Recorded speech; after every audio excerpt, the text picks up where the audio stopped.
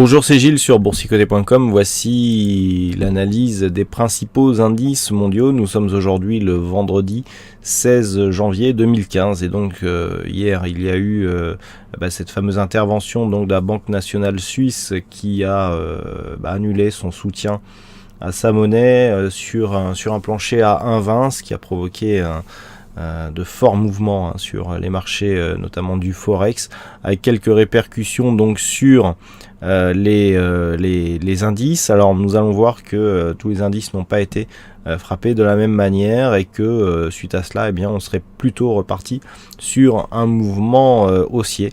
On le voit bien ici sur le CAC avec ce test qui est venu donc tester une zone de point bas et puis donc des cours qui se rapprochent de leur précédent point haut significatif.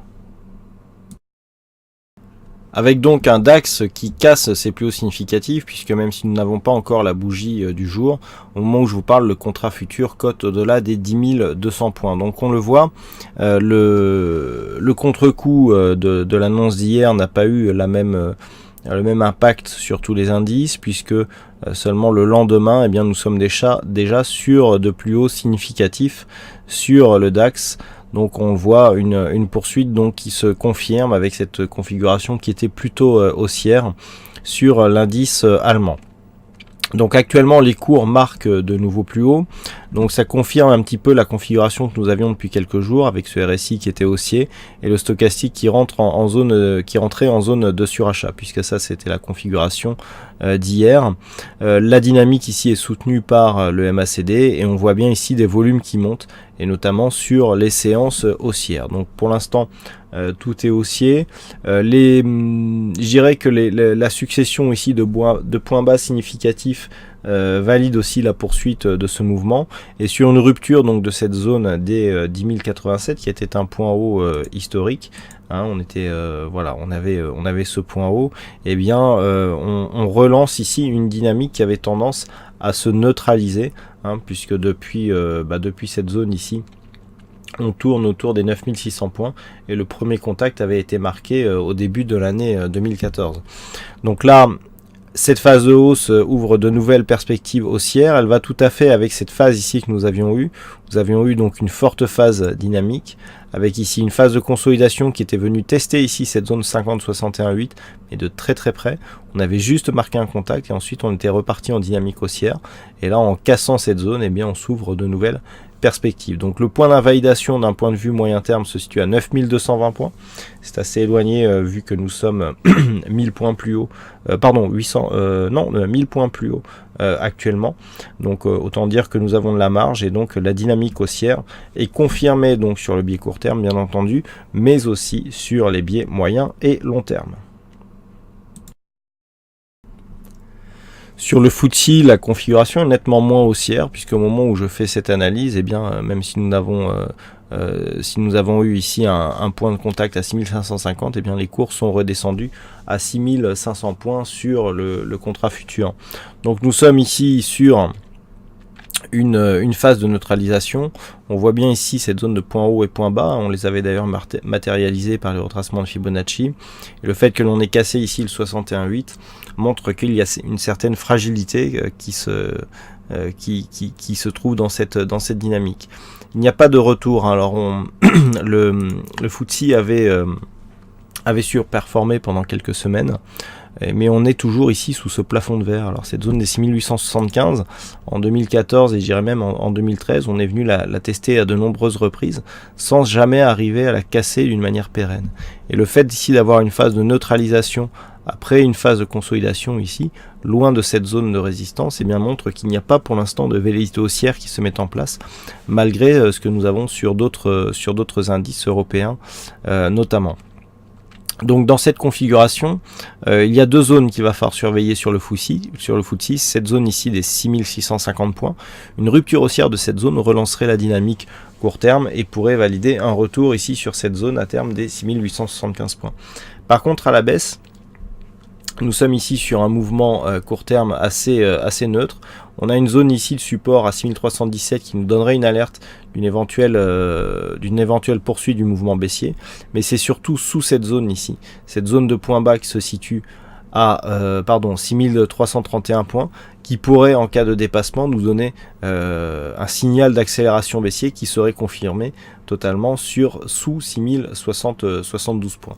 Donc pour l'instant nous sommes entre les deux. La zone des 6500 points sur laquelle se situe le FTSE actuellement est vraiment une zone médiane de cette zone neutre. Simplement après surveiller les zones horizontales qui pourraient nous donner des orientations. Du point de vue des indicateurs, c'est relativement neutre aussi, avec ce RSI et ce stochastique qui sont tous les deux dans la neutralité. Et que dire du MACD ici, qui est flat et sans quasiment aucune amplitude. Donc neutre d'un point de vue court terme sur le biais, sur le FTSE, mais aussi sur la tendance moyen terme, puisque depuis maintenant 2013, eh bien, nous évoluons dans les mêmes zones de cotation. Nous passons maintenant aux indices américains où nous ne sommes pas du tout dans la même veine que les indices européens. Là où les indices européens tutoient leur point haut significatif, eh bien le S&P 500, pour prendre cet exemple, eh bien se situe sur un biais baissier, puisqu'on vient ici tester cette zone des 1985 points. Zone des 1985 points qui est majeure sur l'évolution moyen-long terme, puisqu'il s'agit d'une ancienne zone de résistance ici, c'est celle-ci, que l'indice est en train de tester actuellement. Alors pour l'instant, le support tiendrait bien, puisqu'au moment où je vous parle, eh bien, le contrat futur du S&P 500 cote aux alentours de 2000 points. Donc on serait légèrement remonté, mais il n'y a pas de quoi pavoiser. On est vraiment sur une dynamique relativement faible et qui n'engage pas franchement dans une éventuelle poursuite haussière. Donc on voit ici une divergence qui commence à apparaître entre les États-Unis et la zone Europe. Alors divergence qui s'inverse par rapport à ce que nous avions précédemment, puisque jusqu'à maintenant on avait plutôt une surperformance des indices américains par rapport aux indices européens. Mais comme je l'indiquais précédemment, le fait que la BNS ait supprimé son plancher peut préfigurer d'un quantitative easing qui serait annoncé cette semaine par Mario Draghi. Si tel était le cas, on aurait une conjonction d'éléments qui favoriserait la surperformance des indices Europe par rapport aux indices américains. Je m'explique. Du point de vue des indices américains, on serait plutôt dans une phase où on attendrait une remontée des taux. Donc la remontée des taux, comme chacun le sait, favorise plutôt la hausse de la monnaie. Alors qu'en Europe, on serait plutôt dans une perspective de quantitative easing qui irait dans le sens d'une baisse de la monnaie. Baisse de la monnaie et donc hausse des indices, alors que du point de vue des US, on serait sur une hausse de la monnaie qui irait avec un ralentissement des indices. Donc on serait là plutôt dans un biais de retournement du point de vue de la corrélation qui existe entre l'Europe et les États-Unis, puisque si tous les éléments se confirment, on devrait donc avoir une surperformance qui s'inverserait, avec l'Europe qui se mettrait à rattraper le retard accumulé depuis maintenant plusieurs semaines, voire plusieurs mois, sur les indices américains. Donc il faut bien garder ça en mémoire. Donc dans ce contexte, on est pour l'instant dans une phase de neutralité. Si on se place d'un point de vue court-moyen terme, on est toujours sur un biais haussier. Par contre, il ne faudrait pas repasser sous cette zone des 1986 pour ne pas affaiblir la dynamique. Et puis, avec ces deux points hauts significatifs, le fait de repasser par exemple sous la zone des 1970 sur S&P 500 pourrait valider une configuration en double top qui nous ramènerait sur le bas du canal moyen-long terme. Donc attention à des éventuelles phases de consolidation ponctuelles qui pourraient apparaître sur le S&P 500. Si les cours revenaient ici sur cette zone des 2066 points, on pourra avoir une dynamique qui valoriserait et qui favoriserait la reprise d'un mouvement haussier en direction des 2100 points. Sur le Nasdaq, la configuration est sensiblement équivalente, avec ici cette zone de résistance qui est maintenant validée comme zone de support. Au moment où je fais cette analyse, le Nasdaq cote actuellement donc 4109 points sur son contrat futur, donc on est à peine ici au-dessus de cette zone de support. Alors tant que cette zone de support tient, il n'y a pas de remise en cause de la dynamique. Nous sommes ici sur une phase où on a ici cette zone de résistance qui se transforme en zone de support. Et puis par rapport à la dernière dynamique, on a ici une zone qui est la zone de retracement à 38,2% de Fibonacci. Ces deux éléments sont très haussiers et très dynamiques, donc pour l'instant, il n'y a pas de remise en cause de celle-ci. Par contre, si les cours cassaient ici cette zone, on pourrait là aussi avoir une structure en double top, voire une structure en anse avec tasse qui pourrait se mettre en place.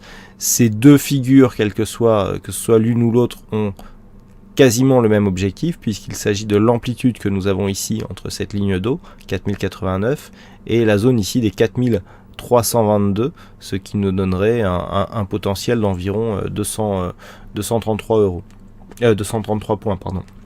Donc 233 points sur cette zone, ça nous ramènerait sous 3800 800 et quelques.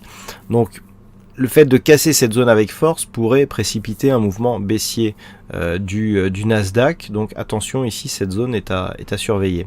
Par contre, si les cours reviennent et notamment recassent dans les prochains jours la zone des 4253 points, on pourrait redevenir haussier sur cette dynamique, mais cette hausse ne serait validée que sur une cassure prochaine de cette zone de points hauts que nous avons eu fin novembre, à savoir les 4347 points. Mais pour l'instant, suite à cette dynamique et tant que les cours restent au-dessus de cette zone des 4089 points pour le plus grand ensemble, eh bien on est sur une phase de stabilisation court terme au sein d'une tendance qui d'un point de vue moyen terme reste orientée à la hausse. Et enfin sur le Nikkei, on valide une configuration assez proche de celle que nous avons sur le Nasdaq et le S&P 500, à savoir ici cette forte dynamique qui s'inscrit dans une continuité de mouvements haussiers court moyen terme. Cette forte dynamique avec donc ces deux points hauts qui sont relativement proches et un point bas qui se situe sur le retracement à 38,2% de la précédente dynamique haussière. Cette zone ici constitue un gap. Alors le gap a été attaqué mais n'a pas été comblé, on le voit bien ici sur cette vue entre donc le 31 octobre et le 4 novembre. Donc on revient ici chercher cette zone, on se stabilise au-dessus de cette zone des 38,2%. Cette zone a le même rôle que ce que nous avons sur le Nasdaq. Je rappelle que le retracement à 38,2% est un retracement qui indique une forte continuité, enfin une forte dynamique sur la continuité, tant que cette zone ici n'est pas cassée à la baisse. Donc c'est pour l'instant le cas. On a eu ici cette bougie qui est venue attaquer, mais dont la vigueur du rebond a permis de clôturer largement au-dessus. Donc pour l'instant, cette zone n'est pas mise en cause. Par contre, toutefois, ce que l'on peut voir, c'est que nous avons deux points hauts significatifs relativement proches, un point bas entre les deux. Nous avons éventuellement, sur rupture de cette zone des 38,2, une configuration en double top qui pourrait se mettre en place.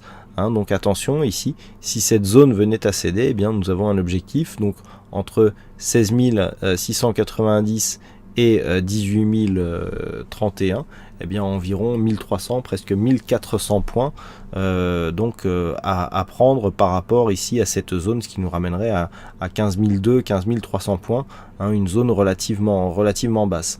Donc attention ici à ne pas casser d'une manière trop forte cette zone des 16 693 points. Tant qu'on reste au-dessus ici, entre cette zone et 18 030, je dirais même 17 900, eh bien on est dans une phase de neutralisation. Par contre, au-delà ici de cette double zone, on reprendrait un biais haussier. Du point de vue des indicateurs, nous avons une configuration qui est relativement neutre sur les oscillateurs, voire même plutôt baissière sur le stochastique, ainsi que le MACD, qui nous montre ici une tendance plutôt baissière, mais avec donc un retournement qui est en train de se faire. Donc là, ici, la dynamique haussière n'a pas du tout été suivie. On le voit ici sur ces histogrammes. On avait ici une phase de retournement, mais qui n'est pas du tout suivie. Donc là, on voit bien qu'on est plutôt sous l'emprise d'un mouvement baissier, mais je dirais que tant que l'on reste ici au-dessus de cette zone des 16 690, eh bien il n'y a pas de remise en cause de cette tendance d'un point de vue court terme, donc le Nikkei ici qui continue à rester haussier.